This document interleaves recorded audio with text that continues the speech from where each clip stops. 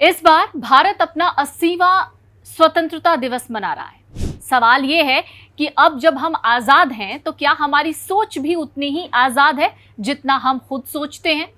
आज का युवा अपने आप को कितना आजाद महसूस करता है, यही जानने के लिए आज हमारे साथ दो ग्रुप्स हैं। पहला ग्रुप है जेनजी का, दूसरा ग्रुप है मिलीनियल्स का। जेनजी ग्रुप में मेरे साथ हैं ज्योति, मेघा और रिया, और मिलीनियल वाले ग्रुप में मेरे साथ हैं शबाहत और तरुण। तो शबाहत, आपके लिए आज़ादी के क्या मायने हैं? नमस्कार। मेरे लिए हम देश का 80वां स्वतंत्रता दिवस मना रहे हैं। मेरे लिए आज़ादी का मतलब यही कि खुली हवा और अपने मन मर्जी मुताबिक काम, क्योंकि इस देश की आज़ादी ही इसी बुनियाद पे हुई थी। और मेरा मानना है कि मैं जो काम कर रहा हूँ मैं इसके लिए बिल्कुल फ्रीडम हूँ, ना कोई रोक टोक है, ना मेरी फैमिली का कोई रोक टोक है। आपको वैसी आज़ादी मिली जैसी आपने बिल्कुल सोची? बिल्कुल बिल्कुल। मेरे लिए आज़ादी के मायने वही हैं जो नॉर्मली सबके होते हैं, जैसे कि मैं अपने हिसाब से अपनी लाइफ जीऊँ, जहाँ जाना चाहूँ वहाँ जाऊँ, जो पहनना चाहूँ वो पहनूँ, जो खाना चाहूँ वो खाऊँ। काफ़ी हद तक ये मेरी लाइफ में है भी, जो मैं करना चाहती हूँ मैं करती हूँ। बट मुझे लगता है कि हमसे पुरानी जनरेशन जो थी उनको इस चीज़ का इतना फ़ायदा नहीं मिल पाया और काफ़ी हद तक वो ले भी नहीं पाए, क्योंकि वो टाइम ऐसा था। बट मुझे लगता है कि जेनजी अब वो चीज़ें ले पा रहे हैं, वो खुद के लिए स्टैंड लेते हैं और वो आज़ादी मतलब को मिलीनियल स्टैंड नहीं ले पा रहे थे। हाँ, मतलब काफ़ी हद तक मैंने बोला जो एक रेशियो होता है उसमें जेनजी स्टैंड लेते हैं अपने लिए, तो उनको वो चीज़ें मिल जाती हैं। अच्छा, मेघा, मेरा सवाल आपसे होगा कि आज़ादी का मतलब ये होता है कि अपनी मर्जी से जिए या फिर अपनी जिम्मेदारियां खुद उठाएं? मेरे लिए तो ये है कि अपनी मर्जी से जीना, दूसरों और जिम्मेदारी कोई दूसरा उठाएगा? नहीं, जिम्मेदारी भी पैरेलल होती है, लेकिन हाँ। सबसे पहले दूसरों की उम्मीदों को प्रायोरिटाइज ना करते हुए अपने सेल्फ को चुनना चाहिए। और जब हम अपनी मर्जी से सारी चीज़ें करते हैं तो उसमें रिस्पॉन्सिबिलिटीज़ भी आ जाती हैं, तो हम रिस्पॉन्सिबिलिटीज़ भी निभा लेंगे और अपना करियर भी बना लेंगे। लेकिन अगर हम अपने आप को चुनेंगे ये सब चीज़ें भी तभी हो पाएंगी। इसलिए आज़ादी का तो मतलब यही है कि अपने आप को चुनने की आज़ादी हो। रिया क्या सोचती है? मेरे लिए भी इन्होंने जो बोला मैं उस बात से अग्री करती हूँ कि हर चीज़ में आप कुछ भी कर रहे हो, जैसे मैं अभी जॉब भले ही कर रही हूँ पर आप पैसे खर्च कर रहे हो उसमें भी एक गिल्ट फील हो जाती है। वो गिल्ट नहीं चाहिए, पैसे तो मैं खुद कमा रही हूँ ना, खर्च कर रही हूँ, पर कुछ ना कुछ की नहीं, तुम्हें तो सेविंग्स करनी चाहिए या तुम्हें अपने फैमिली को देखना चाहिए, जबकि अभी उन्हें सच में नीड नहीं है मेरे इस चीज़ की। और ये भी होता है कि बहुत सारी चीज़ें इम्पैक्ट करती हैं। ये रहता है कि जैसे मेरे लिए आज़ादी का मतलब था घर से ही कि मुझे बाहर रहना है और अकेले रहना है, पर मैं अकेले नहीं रह पाई हूँ क्योंकि मैं फाइनेंशियली इतनी स्ट्रांग नहीं हूँ अभी। तो जब मैं अकेले रहने लगूंगी और अपनी सारी विशेस पूरी कर पाऊँगी, जहाँ मन वहाँ घूमने चली जाऊँगी या कुछ भी खरीदने से पहले मुझे सोचना नहीं पड़ेगा, तब मुझे लगेगा कि अब मैं सच में आज़ाद हूँ। तो मतलब आपके कहने का मतलब है परिवार को छोड़ देना, खुद अकेले रहना, वो आज़ादी है? नहीं, मैं ये नहीं सोचती हूँ परिवार को छोड़ देना। मुझे लगता है ना कि अगर आप साथ में रहते हो ना तो उनके हिसाब से, किसी के भी आप साथ रहो ना तो एक हिसाब से चलना पड़ता है। बहुत सारी चीज़ें होती है जो आपको नहीं करनी होती है, बट वो बोल रहे हैं तो करना पड़ता है। तो वो एक होता है ना कि करना पड़ता है, ये मुझे नहीं अच्छा लगता कि करना पड़ता है। मैं जिस फैमिली से बिलोंग करता हूँ तो जब मैं नौकरी नहीं करता था, जब मैं पढ़ाई की इसमें था, तो बहुत सारी चीज़ें ऐसी होती थी जिसमें उनकी बाउंडेशन नहीं होती थी। मसलन अगर मैं अपने दोस्तों के साथ बाहर टहल रहा हूँ, बाहर घूम रहा हूँ, तो मुझसे ये नहीं पूछते कि तुम इतनी देर में क्यों आ रहे हो। वो भी एक तरह की आज़ादी का वो है, ठीक है। तो ये शायद आपकी, मैं आई एम सॉरी कि मैं आपकी बात से इत्तेफाक भी रखता हूँ, क्योंकि मेरे घर में शायद इस तरह का वो नहीं था। और मुझे भी जब मैं नौकरी नहीं करता था, ये उस टाइम की बात है, नौकरी बात भी आज भी जब मैं उनको फ़ोन करता हूँ तो वेल विशर वो चीज़ें होती हैं कि ठीक हो नहीं हो, जो उनकी रिस्पॉन्सिबिलिटी, पेरेंट्स की जो रिस्पॉन्सिबिलिटी वो यही होती है। अच्छा तरुण, आपको लगता है कि जेनजी की तुलना में जो मिलीनियल्स हैं उनको थोड़ी आज़ादी कम मिली है, ऐसा आपको लगता है? नहीं, ऐसा नहीं है। अवसर थे। अब देखिए क्या होता है कि हम जैसे आगे बढ़ेंगे, टाइम आगे जाएगा, चीज़ें नई आती हैं। जनजी के पास वो चीज़, वो टेक्नोलॉजी है जो शायद बहुत सारे मिलेनियल्स मिस किए हैं हमारी जनरेशन से, तो वो उनको उनकी जनरेशन को लाभ मिल रहा है, तो उनका लक है, टाइमिंग है, तो ये नहीं कहा जा सकता। इसी दौर में पैदा हुए कि टेक्नोलॉजी इतनी ज़्यादा ब्रॉड हो रही है, बहुत ज़्यादा हो रही है। टेक्नो एनवायरनमेंट में उनका बाहर नहीं हुआ है। अच्छा, आप अपनी लाइफ के कितने डिसीजंस अपने पेरेंट्स से पूछ कर लेते हैं? यदि आप मेरी बात करें ना, तो पेरेंट्स कभी भी मुझे फोर्स नहीं किए, नहीं तुम्हें यही करना है, यही बनना है।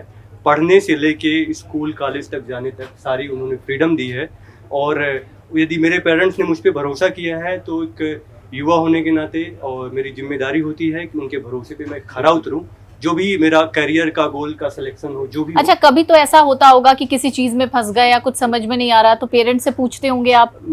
जैसे मैं स्टूडेंट लीडर था बचपन में, तो जैसे कहीं जाता था मूवमेंट में या कहीं मेरे फोटो दिख जाते थे तो पेरेंट्स डांटते थे कि तुम यहाँ से पढ़ने जाते हो और वहाँ नेतागिरी करते हो। तो मैं थोड़ा उस चीज़ को काफ़ी बैलेंस करता था कि जैसे प्रेस वाले आते थे कि भाई मेरा फोटो मत लेना, मेरा नाम मत डालना। तो वहाँ आप आजाद नहीं रहे क्या? ऐसा मतलब कभी वहाँ फील थोड़ा हुआ? एक आज़ादी, एक अपना बचाव करता था, क्योंकि पेरेंट्स नहीं चाहते कि आप कॉलेज जाएं तो सिर्फ कॉलेज ही जाएं, आप वहां जाके किसी मूवमेंट में पार्टिसिपेट न करें। ऐसा सिनेरियो नहीं था पहले। मेरे साथ इंसिडेंट ऐसा जो आपने बोला ना कि फाउंडेशन वाली जो बात है, जब मैं भोपाल में पढ़ाई करता था तो जो मेरे पैसे आते थे, चूंकि मैं पहली बार बाहर निकला था, तो एक सोच होती ना कि मैं बिल्कुल फ्रीडम हूँ, यहाँ मेरे माँ बाप नहीं है, तो जो मेरे पास पैसे आते थे वो बंदे पैसे आते थे और मुझे ये फोन करके कहा जाता था कि देखो ये तुम्हारे पास पैसे हैं और तुमको इसमें पूरा महीना चलाना था। तो वो मेरी सोच थोड़ा सा उस चीज़ को क्लिक करती थी कि नहीं, मेरे घर से फ़ोन आया तो मुझे इसी चीज़ में अपनी चीज़ों को मैनेज करना होगा, क्योंकि मेरे पास कमाई का कोई जरिया नहीं था।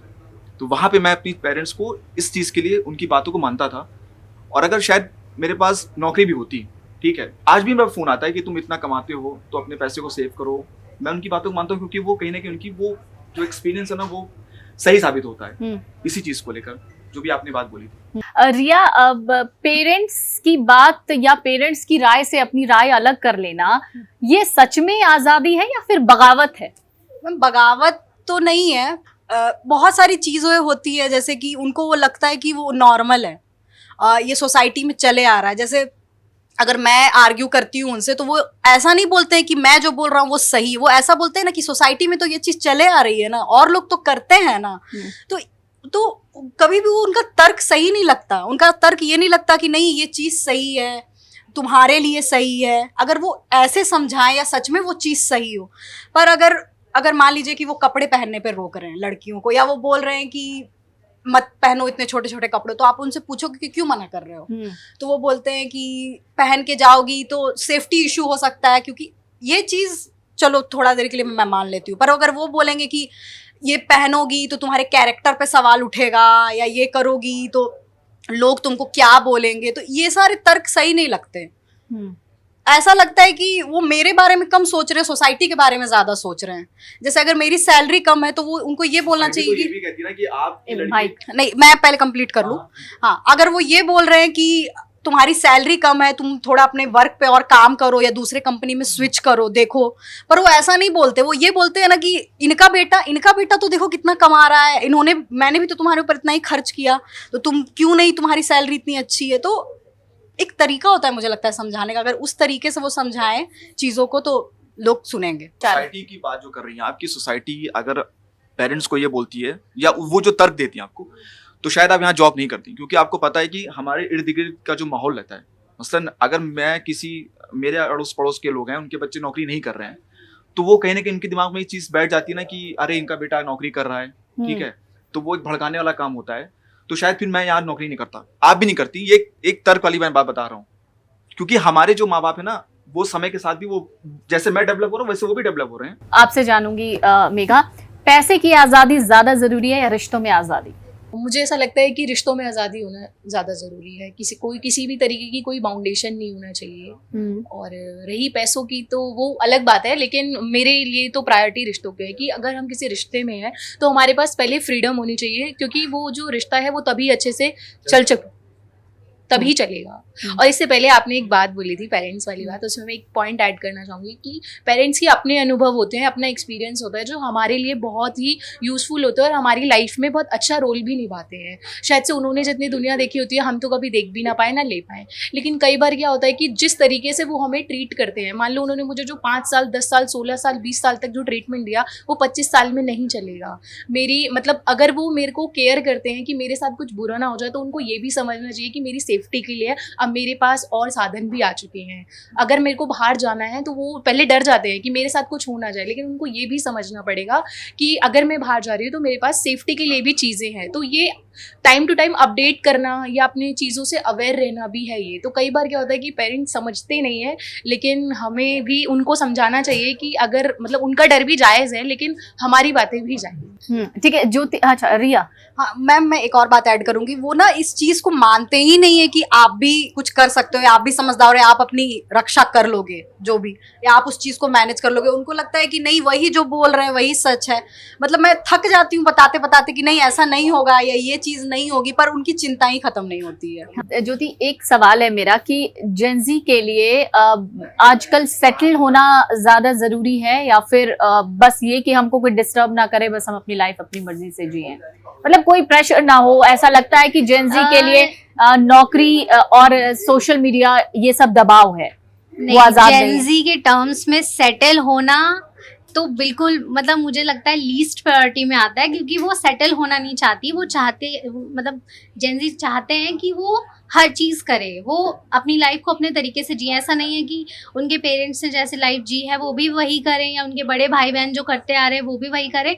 उनके पास जितने रिसोर्सेज हैं, जितने प्लेटफॉर्म्स हैं, जितने ऑप्शंस हैं, वो उनका पूरा यूज़ करके आगे बढ़ना चाहते हैं। और सेटल होने की बात है वो ठीक है, मतलब हर किसी का अपना ओपिनियन होता है, बट जहाँ तक की है अगर कोई प्रेशराइज करके उनको सेटल होने कह रहा है कि शादी कर लो एंड ऑल ये सब, तो मुझे नहीं लगता कि वो इस चीज़ से ज़्यादा वो करते हैं। वो अपने लिए स्टैंड लेते हैं और अपने तरीके से जीना प्रेफर करते हैं। सवाल मेरा दरअसल ये है कि मुझे किसी को जवाब ही नहीं देना है, मैं किसी को जवाब क्यों दूं?